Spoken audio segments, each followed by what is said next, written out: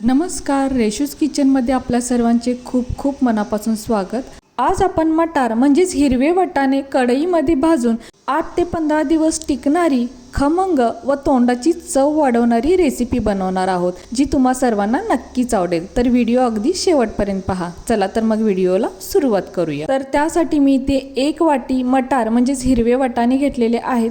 तर सध्या अजून मटारचा सीझन आहे, बाजारात अजून छान असे मटार मिळतात। तर ही रेसिपी एकदा नक्की करून पहा, खूपच छान आहे, म्हणजे अगदी टेस्टी लागते। तर इथे मी 1 वाटी म्हणजेच अंदाजे 125 ते 150 ग्राम हे मटार घेतलेले आहेत। आता यानंतर गॅसवर एक कढई ठेवायची। तर इथे मी पॅन वापरलेला आहे, याऐवजी आपण तवा सुद्धा वापरू शकतो। व यामध्ये आता हे 1 वाटी मटार आपल्याला भाजून घ्यायचे आहेत।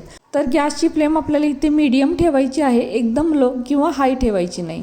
आता हे मटार पहा, यावरती थोडे डाग येईपर्यंत आपल्याला भाजून घ्यायचे आहेत। तर सुरुवातीला यावरती थोडेसे पांढरट डाग दिसतील, पण अगदी काळपट डाग पडेपर्यंत आपल्याला मस्त भाजून घ्यायचे आहेत। तर खूप वेळ नाही लागत, अगदी 2 ते 3 मिनिटातच हे काम होतं। तर हे पहा, सुरुवातीला यावरती पांढरट डाग पडतात आणि मटारचा कलर सुद्धा थोडासा डार्क होतो। तर वाटाणे भाजत आले की त्याचा एक असा घमघमाट सुटतो घरभर। तर हे पहा, आता यावरती काळपट डाग पडलेले आहेत, वाटाणे छान असे भाजत आलेले आहेत। फक्त 1 मिनिट भरासाठी मी हे वाटाणे अजून भाजून घेते। जितके आपण हे मटार भाजून घेऊ ना, तितकी ही रेसिपी टिकते आणि चवीला सुद्धा छान होते। तर मटार इथे छान भाजलेले आहेत, मस्त डाग पडलेले आहेत। आता यानंतर गॅस बंद करायचा आणि हे मटार जे आहेत ते एका प्लेटमध्ये आपण काढून घेऊयात। तर आता हे थंड होऊ दे, तोपर्यंत आपण दुसरी तयारी करूयात। तर पुन्हा गॅसवर पॅन ठेवायचा व यामध्ये आता 1 चमचा जिरे घालायचे, तसेच 10 ते 12 कढीपत्त्याची पाने व 10 ते 12 लसूण पाकळ्या घालायच्या। तर आता हे सर्व साहित्य सुद्धा आपल्याला छान असं भाजून घ्यायचं आहे। तर तेल न घालताच हे साहित्य कोरडं भाजून घ्यायचं। तर साहित्य भाजल्यामुळं काय होतं, पदार्थ जास्त दिवस टिकतो आणि चवीला सुद्धा अगदी रुचकर लागतो।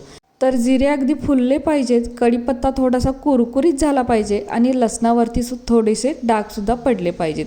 तर इतपत आपल्याला हे साहित्य भाजून घ्यायचं। तर अगदी मिनिटभरातच हे भाजून तयार होतं आणि घमघमाट अगदी घरभर सुटतो।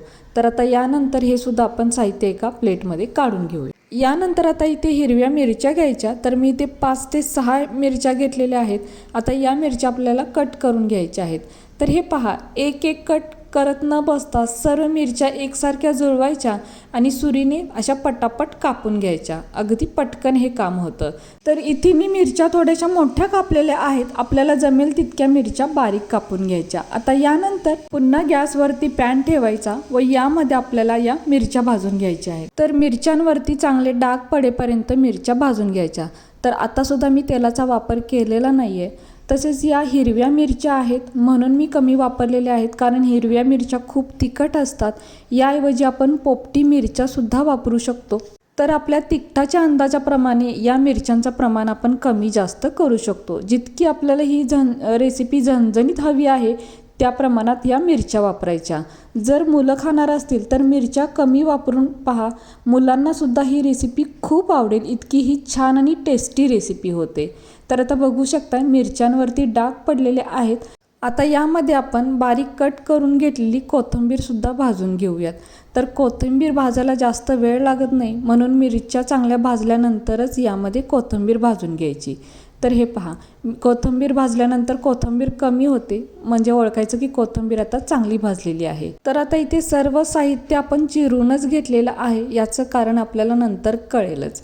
तर बघू शकताय कोथिंबीर कमी झालेली आहे आणि छान अशी भाजली गेलेली आहे। तर हे दोन्ही साहित्य सुद्धा आपण एका प्लेटमध्ये काढून घेऊया। आता यानंतर इथे खलबत्ता घ्यायचा व यामध्ये आता सुरुवातीला जे साहित्य भाजलेलं आहे, जिरे, लसूण व कढीपत्ता, ते आधी आपल्याला ठेचून घ्यायचं आहे। तर आता आपल्याला अंदाज आलाच असेल की आपण इथे काय बनवत आहोत। तर आपण इथे मटारचा ठेचा बनवत आहोत। तर खूप टेस्टी लागतो, तुम्ही एकदा नक्की करून पहा। तर इथे बघू शकताय हे बारीक ठेचून घेतलेलं आहे। यानंतर कोथिंबीर व मिरच्या सुद्धा आपण इथे ठेचून घेऊयात। तर आता इथे आपल्याला थोडंसं मीठ वापरायचं आहे। मीठ घातल्यामुळे काय होतं, मिरच्या अगदी व्यवस्थित ठेचल्या जातात। तर आपल्याला यानंतर मटार सुद्धा घालायचं आहे, त्या अंदाजाने आपण इथे मीठ वापरायचं। तर आता हे सुद्धा आपण छान असं ठेचून घेऊयात। तर खलबत्त्याच्या ऐवजी हे आपण सर्व साहित्य मिक्सरला सुद्धा फिरवून घेऊ शकतो, पण खलबत्त्यामध्ये ठेचलेलं अगदी चवीला लागतं. तर हे पहा, आता आपण हे मिरचीसुद्धा छान ठेचून घेतली आहे. आता यानंतर शेंगदाणे, तर इथे मी पाव वाटीपेक्षा थोडेसे चढ शेंगदाणे वापरलेले आहेत. पण काय झालं आहे, इथे शेंगदाणे ठेचून घेताना ना मला बराच वेळ लागला, कारण शेंगदाणे हे जर सेपरेट ठेचून घेतले ना तर ते पटकन बारीक होतात. तर आपल्याला इथे खूप बारीक करायचे नाही, थोडेसे मोठे मोठेच ठेवायचे आहेत. ते दाताखाली आले की छान लागतात. आता यानंतर भाजून ठेवलेले जे मटार आहेत ते पहा, यावरती सुरकुत्या पडलेल्या आहेत, म्हणजे यातील पाण्याचा अंश थोडा कमी झालेला आहे. म्हणूनच ही रेसिपी अगदी 8 ते 15 दिवस छान टिकते.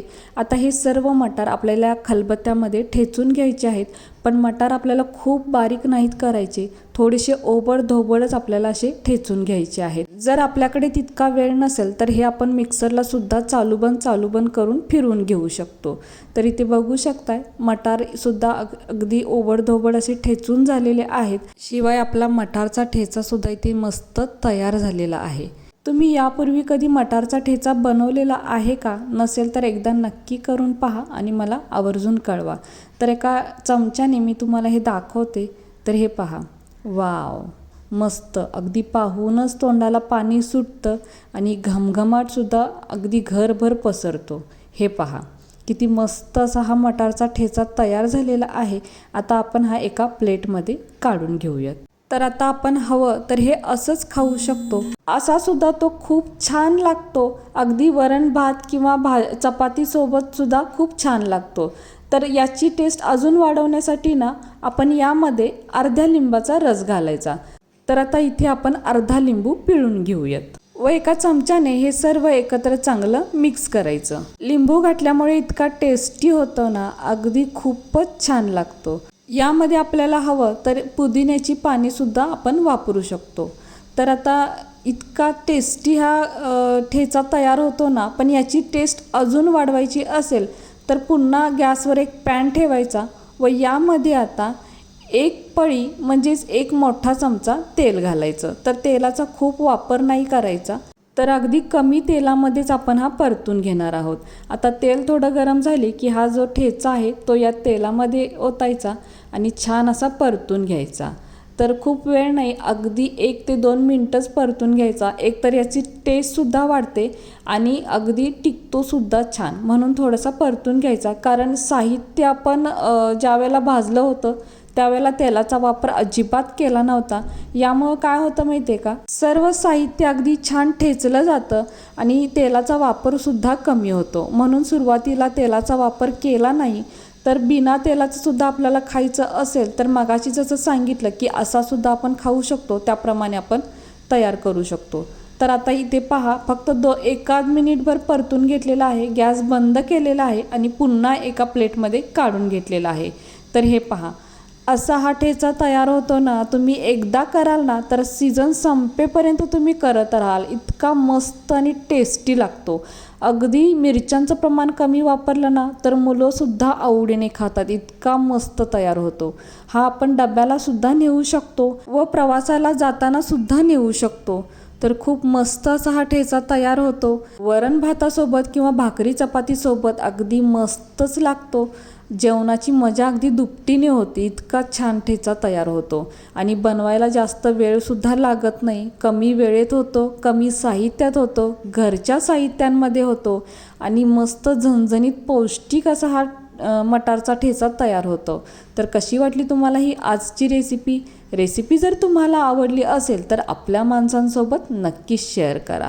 आणि हो, व्हिडिओ जर तुम्हाला आवडला असेल तर प्लीज आपल्या या व्हिडिओला एक लाईक नक्कीच करा. नवीन असाल तर चॅनलला सबस्क्राईब करा, सोबत बेल आयकॉन प्रेस करा, म्हणजेच मी बनवलेले असेच नवनवीन रेसिपी सर्वात आधी तुम्हाला मिळतील. आता पुन्हा भेटू अशाच एका नवीन रेसिपी सोबत.